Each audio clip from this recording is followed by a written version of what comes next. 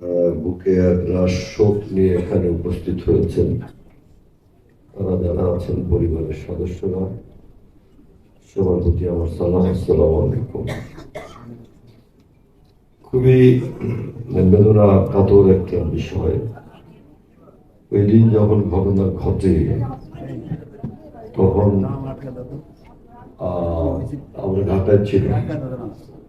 এই ঘটনা শোনার সঙ্গে সঙ্গে আমরা এসেছি, বলা চলে আমি এবং নৌ পরিবহন প্রতিমন্ত্রী রাজীব আহমেদ আমরা একসঙ্গে ওখানে এসে পৌঁছাই। তখনও বাসটি খাদের গহীনে, নদীর গহীনে ছিল, তোলবার চেষ্টা হচ্ছিল। আমাদের তখনকার জেলা প্রশাসক ছিলেন, এসপি সাহেব ছিলেন, আরো অনেক কর্মকর্তারা ছিলেন, আমাদের রাজবাড়ির এমপি সাহেব ছিলেন, বিভিন্ন রাজনৈতিক দলের সমস্ত আমাদের সিনিয়র রাজনৈতিক দলের সিনিয়র নেতৃবৃন্দ ছিলেন।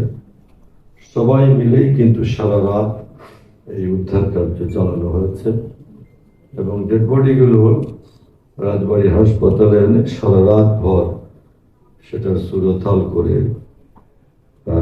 ভোর রাত পর্যন্ত পরদিন পর্যন্তই তাদের স্বজনদের হাতে লাশ পৌঁছে দেওয়া হয়েছে। আমাদের অধিকাংশই আমাদের এই এলাকার মানুষ যারা নিহত হয়েছিলেন। খুবই করুণ সমস্ত মৃত্যু, এক পরিবারের থেকে 2 জন 3 জন। এক মুহূর্ত আগেও যারা ভাবেনি যে এরকম একটা হতে পারে, মুহূর্তের মধ্যেই তাদের জীবন তছনছ হয়ে গেছে।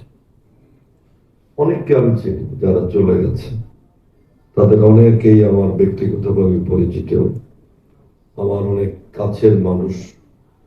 আমার বাড়ির সঙ্গে যেমন এক বাবা মায়ের একই সত্তা, ছেলে মেয়ে একটাই, এরকম হয়েছে। এক পরিবার থেকে 3 জন গেছে, 2 জন গেছে, একটু আগে শুনলেন ওর মুখে। খুবই ভয়ানক বিষয় এটা ধারণ করা, এটা নিজের মাথায় নেওয়া খুবই কষ্টের একটা ব্যাপার। আমরা যদিও বলি সবই আল্লাহর ইচ্ছা, কিন্তু আমাদের অনেক ব্যবস্থাপনার ত্রুটির জন্য এই কাজগুলো হয়। যারা চলে গেছেন তাদের পরিবারকে আজকে এখানে ডেকে এনে আমরা যে সাহায্য করতে চাচ্ছি, আসলে সাহায্য করাটাই কিন্তু বড় কথা নয়। বড় কথা হচ্ছে এই বিষয়ে একটা জানান দেয়া, একটা সচেতনতা তৈরি করা যে আমাদের রাস্তা ঘাট কেমন হওয়া উচিত, আমাদের মানে সড়কে বা নৌপথে আমাদের ডিসিপ্লিনটা কেমন হওয়া উচিত এবং নাগরিক হিসাবে আমাদের কি করা দরকার, এই সমস্ত বিষয় নিয়ে কিন্তু একটা জানান দেওয়া। নিশ্চয়ই অল্প কিছু টাকা একটা জীবনের মূল্য হতে পারে না। যা সামান্য সরকারের পক্ষ থেকে আজকে আপনাদের সহযোগিতা করা হবে, সেটা কখনোই জীবনের মূল্য হতে পারে না।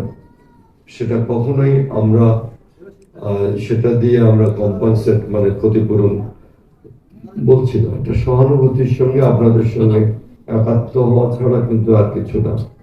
এটা ক্ষতিপূরণ নয়, এটা সহানুভূতি, আপনাদের বেদনার সাথে আপনাদের কষ্টের সঙ্গে একাত্ম হওয়া, এই আর কি। সুতরাং আজকে মাননীয় মন্ত্রী এখানে আছেন, আমাদের রেলওয়ে মন্ত্রীও আছেন, প্রতিমন্ত্রী মহোদয়। আমি একটা কথা বলতে চাই, সেটা হচ্ছে যে আপনারা জানেন যে আমাদের মাননীয় প্রধানমন্ত্রী আমাদের মানুষের এই বেদনা এবং সংকটের সময় কিন্তু খুবই সংকটের বিষয়ে খুবই সহানুভূতিশীল। ওই দিন যখন ঘটনা ঘটেছে তখনই উনি কিন্তু আমাদেরকে বলেছেন যে এখনই যেমন রাত্রে কিন্তু কয়েক দফা টেলিফোন করে উনি খবর নিয়েছেন। এই যে সমস্যাটা, এই সমস্যাটা নিরসনের জন্য মাননীয় মন্ত্রী মহোদয়কে আমি অনুরোধ জানাবো, আমাদের এই ঘাট ব্যবস্থাপনার ত্রুটির জন্য নানা সময় নানা ঘটনা ঘটছে। আমি একটু অনুরোধ জানাবো, আজকে এখানে অন্য কোনো কথা বলবো না, অন্য কোনো দাবি নিয়ে এখানে কথা বলবো না। আমাদের অনেক কিছু চাইবার আছে মাননীয় মন্ত্রীর কাছে, আমাদের অনেক সমস্যা এই অঞ্চলে আছে, সেসব কথা আজকে এই পরিসরে উঠাবো না। শুধু এটা চাইবো যে যারা নিহত হয়েছেন তাদের বেদনার সঙ্গে সুর মিলিয়ে, কণ্ঠ মিলিয়ে আমি শুধু বলতে চাই, আমাদের এই ঘাট ব্যবস্থাপনাটা উন্নত করা দরকার।